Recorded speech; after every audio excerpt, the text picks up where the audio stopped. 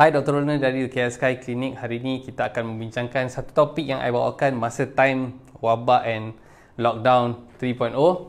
It's rakyat jaga rakyat.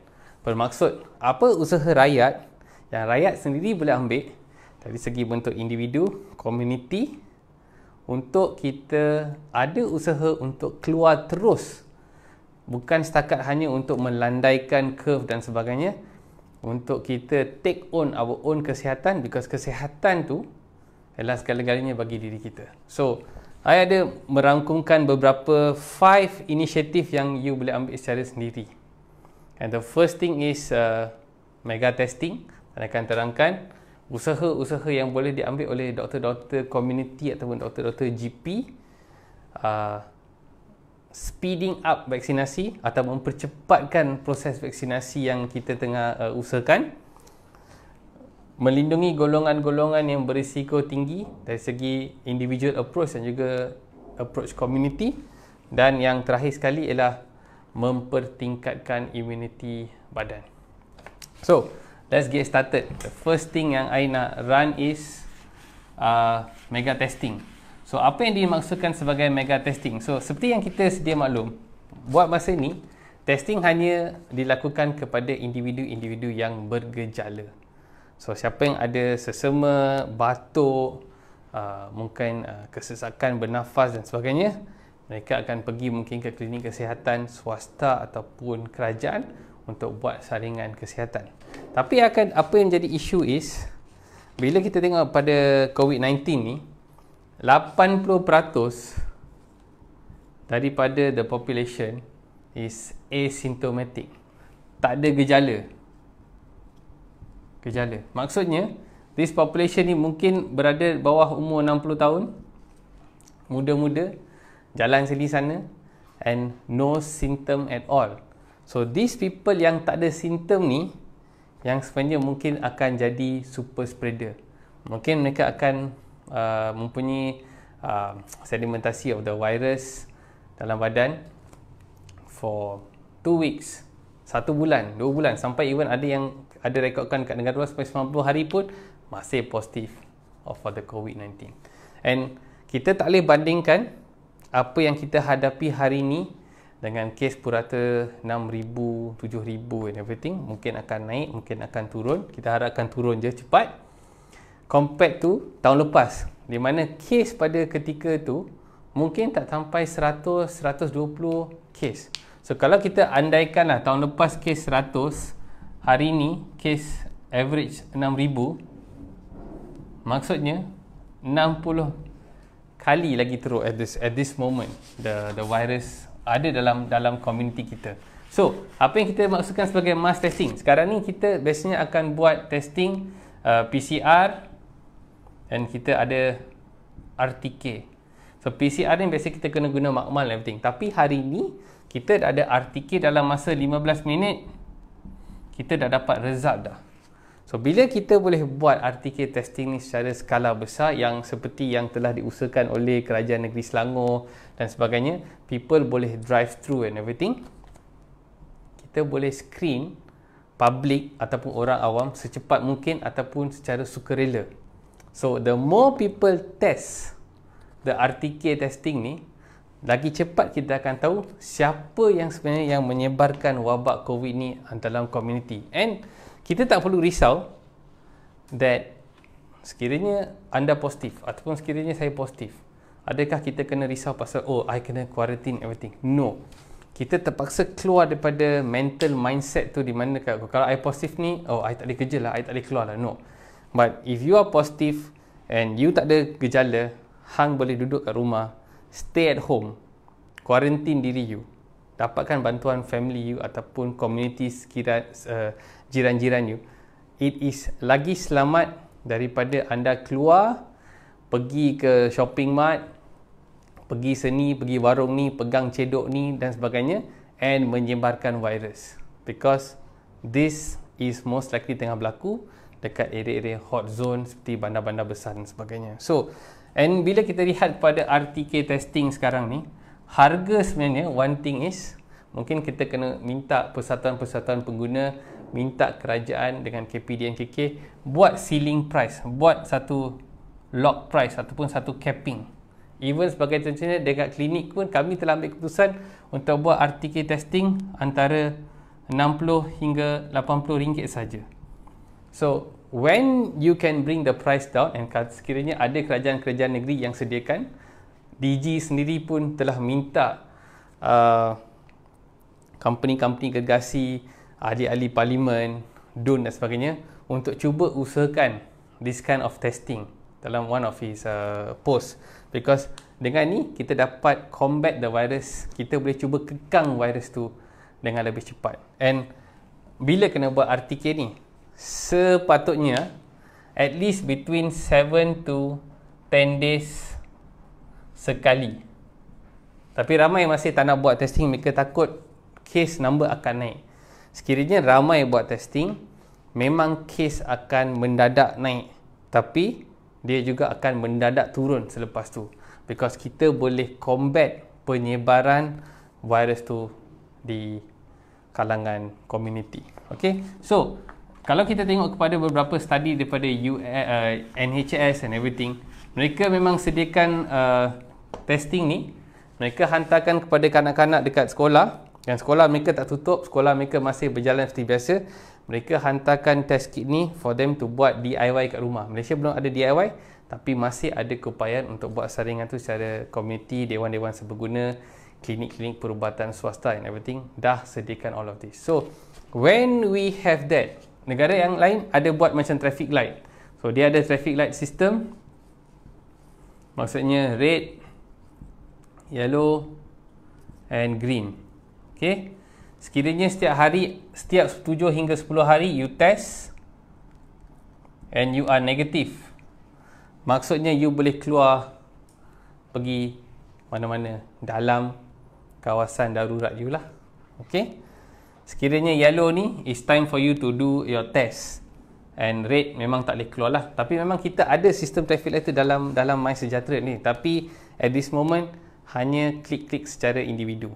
So bila klik-klik secara individu, ramai orang akan cuba default and everything. Tapi kita ada keupayaan untuk integrate the traffic light system dalam MySejahtera. Memang ada company-company kat Kuala Lumpur, I sendiri pernah tengok mereka, they have this kind of capacity and ability untuk buat integration, di mana sekiranya kita keluar, kalau kita green baru boleh keluar.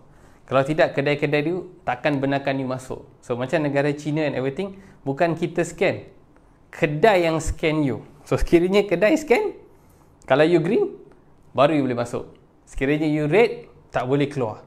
So in that way, kita boleh kekang penyebaran the virus at this moment. So that is one of the fastest way yang kita boleh buat, because cost tu sangat-sangat rendah. And kalau ada persatuan-persatuan yang boleh sediakan our own tabung-tabung COVID ni untuk membantu, even macam B40 ke sesiapa yang tak mampu untuk buat saringan, that is good.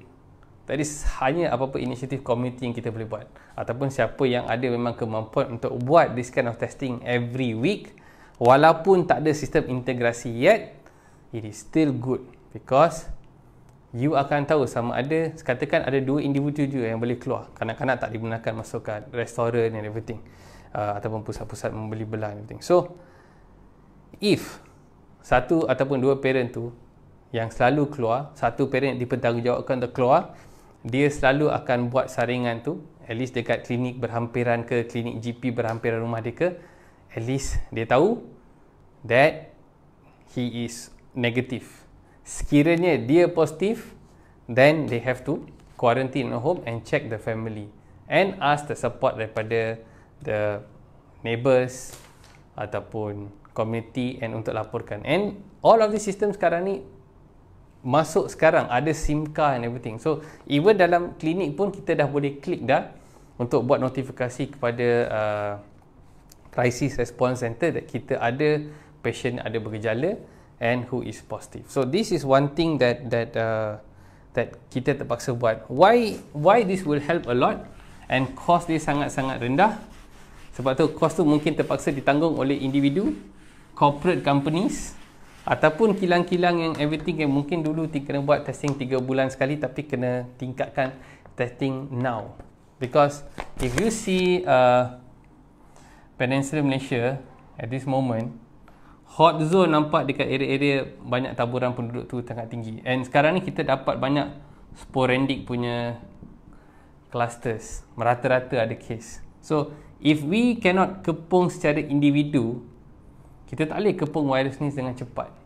Kita akan terus menerus merebarkan virus ni. Because sekarang ni lepas 2 minggu atau 4 minggu kita buka, kita bagi kelonggaran, maka akan lolos lagi the virus. So we have to take to account. Benda-benda ni hanya you boleh buat secara sendiri. It is your own initiative. Kalau you nak buat testing, you go and do the testing. Please go and do the testing. Kalau rasa yang tak mampu tu, gunalah dewan-dewan serbaguna yang ada dekat yang sediakan testing ni free. Because mereka tengah buat 50,000 over testing ke 100,000 testing. Sangat-sangat bagus to do the testing. So first thing is the testing skala mega. Okay. Second thing is, biar I minum air dulu sekejap.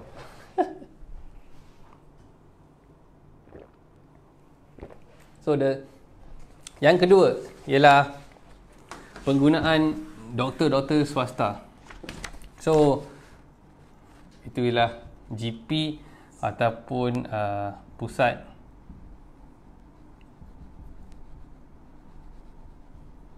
perubatan swasta. I think kalau kita tengok apa-apa yang telah diumumkan oleh Perdana Menteri dan all of the taklimat berkenaan dengan lockdown ni, banyak benda ni dah tengah move, tapi harus dipercepatkan. Because dekat Malaysia pun dah ada lebih daripada 8,000 klinik swasta yang boleh digunakan untuk buat saringan dan dia boleh gunakan untuk buat vaksinasi. So when this happen, kita boleh gunakan bantuan daripada private sector dengan cepat. Kita tak perlu melengah-lengahkan. Because apa yang kami perasan pun is masih terdapat banyak red tape. Maksud apa yang dinamakan sebagai red tape ni, maksudnya katakan sebagai contohnya, kami baru saja dapat jadi vaksinasi center. So kami pun akan membekalkan vaksin dalam masa yang terdekat. Bila vaksin tu kita peroleh, kita pun akan bekalkan vaksin kepada semua pesakit kami. So tapi untuk sediakan tu, kena hantar dokumen ni, dokumen tu dan sebagainya. Sedangkan klinik dah memang jadi klinik berdaftar dengan Kementerian Kesihatan. So this thing, private and government partnership ni, we have to speed it up. Kita tak boleh lengahkan this thing and we waste time. So time is sensitive at the moment. So the faster kita dapat buat ni, the better it is. So that is one yang kedua, penggunaan all of this private entity seperti klinik dan juga pusat jagaan kesihatan swasta. Yang ketiga is yang part yang you suka lah, vaccine speed up. Okay, I baru tonton YB KJ bagi post berkenaan vaccination and saya bersetuju dengan dia, dan I percaya pada bulan Jun, Julai, Ogos kita akan memang ada speed up vaccination. Mungkin kita akan menjangkau lebih pada 100,000 hingga 150,000 vaksinasi dalam sehari. Benda tu memang possible, dan saya dengan Dr. Shashi sendiri pun kita cuba buat calculation how much vaccination mungkin kita boleh bekalkan dalam satu hari, dan macam mana kita nak stagger pasien-pasien yang datang untuk rawatan kesihatan lain, and also deliver the vaksinasi dekat area yang dalam city centre seperti Kuala Lumpur. So klinik kami terletak dekat tengah-tengah Kuala Lumpur, so memang akan ada juga orang yang tinggal dekat area ni and who needs the vaccination and they can come to our clinic. So vaccination, first thing is I kena bagi tahu orang tu, stop labeling people anti-vaccine. Itu sangat penting. There is no point yang kita buat blame game ni, because mungkin ada kebanyakan mereka ialah dalam fence sitters. Mereka bukannya anti-vaksin ataupun pro-vaksin, tapi mereka lebih kepada pro-safe. And even kalau you guys tengok video viral saya bulan Februari, saya tak pernah sekali pun kata that we do not need the vaccination. Apa yang kita perlukan is safety yang kita yakin, dan pastikan AEFI semua kita kena pasti segala telus and transparent. And hari ni, macam saya baru buat start rujukan, sudah ada lebih kurang 1.84 bilion vaksinasi telah dikeluarkan di serata dunia. So, kalau you nak bandingkan nombor ni dengan nombor 20,000 ataupun 40,000 masa time Pfizer baru keluarkan, data 10,000 dengan data 1.84 bilion ni jauh sangat melangkau. So you have the world population have a lot of trust on the vaccines at the moment. Tapi kita tak dapat nafikan, memang ada wujudnya kesan-kesan sampingan seperti blood clot and everything. Tapi risk over benefit untuk ambil vaksin jauh sekali melangkaui risiko. And satu benda yang I selalu tekankan is, this is satu situation macam perang. You will have casualties. And bila you have casualties dalam private healthcare ataupun vaccination rollout nationwide, global, you would have the casualties. So when you have casualties, apa benda yang kita harapkan is keterus-terangan kepada keberkesanan vaksin and keterusan atau ketelusan kepada implikasi side effect and everything. Public need that, and to ensure that we have to be transparent. Kita terpaksa transparent with that, and kita tak boleh hide. The more we hide, the more there will be hesitancy, and that hesitancy hanya mungkin akan jadi fence-sitters. Mungkin 60% I confident 60% pada populasi akan take.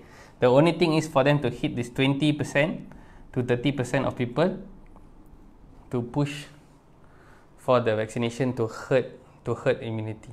So in this, if we blame, we lose. We label people, we lose this battle. And there's no point of labeling people. It's much more for us to be pro-safe, and the people who are more confident, let them go first. The ones we have to educate is the 20 to 30% people, to tell them that it's going to work. Of course, there is risk factors, and the way to actually overcome risk factors is, a couple of suggestions is, memang bagus pas I buat video terus ada insurance policy and everything, good job to you guys. Tapi suggestion to make blanket policies, maksudnya you bagi protection kepada orang yang mungkin dalam 100 hari tu selepas ambil vaccination, apa sekali dihadapi pun they get some sort of protection coverage, because there is certain side effects that can happen. This could be 10 people, 5 people, or nobody also. So we have to use some insurance protection, some umbrella system to encourage the fence-sitters ataupun the people who are still hesitant to pick up and get the vaccination out. Because mungkin ada orang yang tengok tonton dalam TV pun, some people ada suggestion that mungkin yang pergi umrah tu terpaksa ambil vaccination. Benda tu akan jadi wajib. Kalau nak pergi Hajj dan sebagainya, negara Saudi Arabia akan kenakan ada ni, you have to take the vaccination. So nak tak nak, at that point you have to take if you want to go. Tapi at this moment, kita kena lihat kepada golongan-golongan yang I think buat waktu ni, yang mungkin berumur 60 tahun ke atas dan ada risk factor. Risk factor ni akan pergi kepada next topik juga. Risk factor ni maksudnya dia ada kencing manis, you ada darah tinggi, you ada masalah kolesterol tinggi, mungkin ada masalah sakit jantung. Okay, this golongan, ataupun ada yang ada immunity compromise yang tak boleh ambil vaksin. Tapi this golongan ni yang high risk, even obesity pun ialah high risk. So golongan-golongan high risk ni, hang jangan tunggu-tunggu memilih, because dalam kes 6,000, 7,000 ni, benda tu dah dekat dengan kita. Mungkin ada ahli keluarga yang mati, mungkin ada jiran yang jiran punya anak got the case positive, or another family member. So dia dah dekat tadi. Tahun lepas masih jauh. This year is getting closer and closer. So don't waste time. For y'all, any vaccine is a good vaccine. Just get whatever you want, whatever is there, ambil je. Memang akan ada usaha untuk bagi option, itu sangat bagus. Tapi buat masa ni, for this category, high risk category, kalau kita tengok hari-hari siapa yang paling banyak mati, Kalau tengok list tu, seorang tua ada risk factor. Walaupun muda, obesity and everything, high risk factor. So, high risk factor group, don't think so much. Okay, and going back to balik kepada the topik yang keempat, which I nak go on, is the risk group. So, bila risk group ni,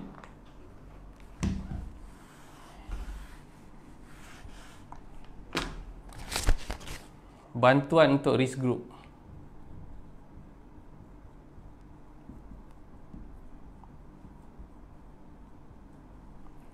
Sekiranya masih ada hesitansi ataupun susah nak dapat vaksin, everything for this risiko tinggi punya group, kencing manis, darah tinggi, hypertension, everything, apa yang kita kena buat ialah individual approach and juga community approach. Community approach ni yang I rasa satu benda yang telah gagal dalam community Malaysia yang majmuk ni.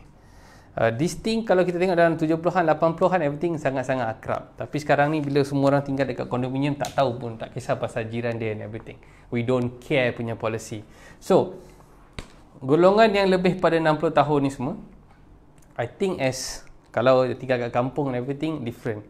Kita kena tahu who are our neighbours. Kita kena tahu siapa jiran-jiran kita yang mungkin memerlukan our bantuan. Mungkin uncle ke auntie tu tak perlu pergi ke kedai and beli.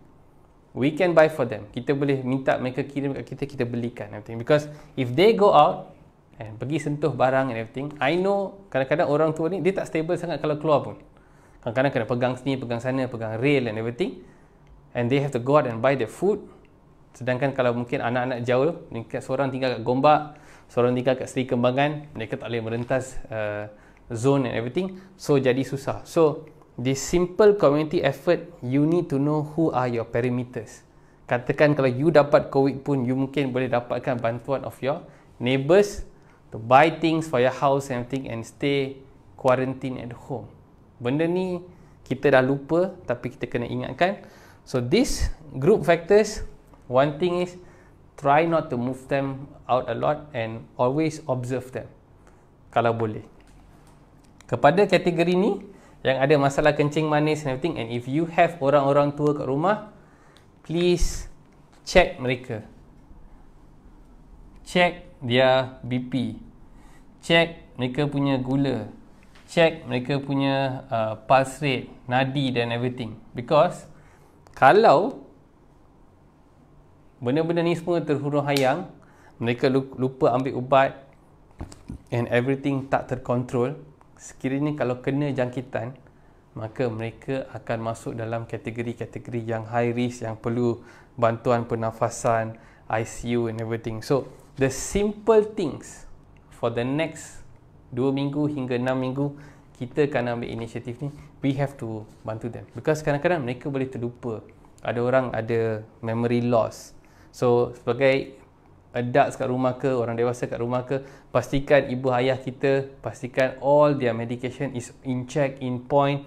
Sekali-sekala tu seminggu tu check their pressure supaya tak tinggi, tak rendah, gula mereka tak umbang-ambing. Because semua orang duduk kat rumah, what else you do? Tengok TV, makan, and siapa yang work from home, baguslah dia boleh work from home. Okay, that is something yang betul-betul kena cuba buat. Practice at home, cuba check your orang-orang tua kat rumah.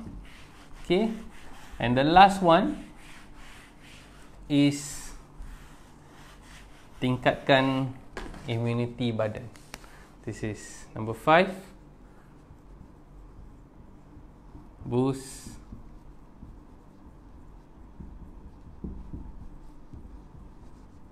so peningkatan immunity badan ni dah lama dah kita bising. Dah lama dah. Dia bukan saja untuk makan suplemen ke anything. It is eating, it is exercising, it is sleeping, all of this. Benda ni lah dikatakan sebagai total wellness. So kalau you nak tahu apa yang kita buat kat Sky Clinic, ni lah kita buat. Bukannya kita cucuk botox, bukannya kita doktor ni, doktor tu. So we are doctors yang handle banyak benda yang wellness, segi nutrition, lifestyle, blood screening. That's what we do. So when it comes to total wellness, apa kita nak tengok untuk boostkan immunity ni? Satu, makan secara sihat. Janganlah time ni order fast food saja, goreng dan sebagainya. You will drop your immunity, okay? Nampak banyak orang dah mula gelak kat luar sana. So, makanan sihat. Jangan kalau boleh order lah online dan sebagainya. Raw food. Tapi janganlah just makan benda-benda yang ringkas, yang kurang khasiat. Satu. Kedua, senam. I know ramai yang nak cuba bersenam, cuba jogging ke, cuba cycling ke. I think buat masa ni hanya lari saja boleh. Tapi kalau boleh just buat aktiviti senaman kat rumah. Pergi tonton YouTube ke, sama dia nak buat yoga, nak buat HIIT workout, nak buat cardiovascular workout, Tabata, apa sekalipun, just YouTube and buat senaman tu at least mungkin antara 15 hingga 30 minit sehari is very very good already. Ketiga is sleep. Sleep ni, tidur ni memang boleh membantu imuniti badan. Sekiranya tidur tak cukup, antara mungkin 6.5 hingga 7.5 jam, kalau dapat 8 jam tu very good. Sangat-sangat penting. Cuba tidur seawal mungkin. Jangan fikir bila ada time untuk lockdown ni, hang boleh tidur sampai pukul 2, pukul 3 anything. Because you will lose a lot of your recovery system dalam badan. Okay? And the last one is sunlight. Bukan pembasuh sunlight lah. Cahaya matahari. Because cahaya matahari ni, dalam setahun dah, kita lebih pada setahun daripada COVID ni, ada berpuluh-puluh, beratus-ratus data yang tunjukkan vitamin D sangat-sangat penting untuk memerangi wabak ni. Memang dah terbukti memang membantu. You don't have to like get some supplement vitamin D. Kalau you nak, you boleh ambil. Kalau nak, memang ada berpuluh-puluh jenis supplement like something like this and everything you can take to boost up your vitamin D dalam badan. Tapi sunlight antara 15 minit hingga 20 minit dah memadai, dengan syarat you pakai baju yang lebih terang lah. Jangan pakai baju-baju gelap pergi kat luar lah. So you nak jalan sekejap kat luar ke, ataupun you nak duduk kat balcony ke, sangat-sangat penting. So benda ni free of charge, tak perlu bayar. Dan sekarang ni dah masuk Jun, Julai, it's going to be panas kat luar. So sunlight, vitamin D memang boleh bantu. And bagaimana vitamin D itu membantu? Vitamin D itu membantu dari segi sel darah putih. Sel darah putih akan lebih cekap bila ada pembentukan ataupun bila ada vitamin D yang cukup dalam badan. So, cut short, again, these are 5 things yang you boleh ambil untuk cuba usahakan. Selain daripada kita lockdown ni berlaku, buat your own personal screening. Pergi buat screening tu. Satu, pastikan kalau you perlukan bantuan GP-GP terdekat, gunalah mereka. Mereka pun lah satu lagi, one more layer of arsenal dalam sistem kesihatan Malaysia. Ketiga, you have your protection of vaccination. Kalau yang dah daftar tu, pergi daftar. I pun dah daftar. Everybody is waiting to get the vaccine. And I percaya, jangan salahkan orang. Vaksin akan sampai dan proses tu akan berlaku dengan lebih cepat. Bila ramai klinik-klinik dah mula berdaftar, we will also give the vaccine. So stay tuned for that. And high risk group, protection untuk mereka. Pastikan ibu bapa semua memang ada bantuan, cukup makanan, tak perlu pergi sini sana. And kalau ada high risk group ni, support them, bantu mereka untuk, bukan setakat untuk akses keluar, tak perlu mereka bagi keluar. And pastikan kita buat saringan untuk mereka kat rumah supaya vital sign mereka are in good position. Okay, and the last one is your own immunity system. Eat well, rest well, some exercise and sunlight. Last but not least, don't over stress. Benda ni pun akan settle. Kita kena ada plan untuk exit this COVID-19. Kita tak boleh just drag sampai hujung tahun Januari ni. The faster kita work together, the faster benda ni akan settle. Okay, with that, stay tuned. Pastikan you patuh pada semua SOP, mask, check in, check out. And another one more thing is hand sanitization. Hand sanitization ni, apa yang saya perasan ni, kebanyakan orang akan cuci tangan masuk dalam bangunan, masuk dalam warung, masuk dalam kedai. Tapi lepas tu keluar tak basuh. Tapi kena fikir, you akan ada banyak kontak bila hang pegang benda ni, pegang tu, pergi ke kedai ambil cedok and everything. So when you exit, bila you keluar pun pastikan you basuh tangan ataupun guna hand sanitizer. Okay, you guys, that's all for me from the Sky Clinic. You guys take care, stay tuned. Mungkin malam ni I akan buat live lagi satu. See you guys soon.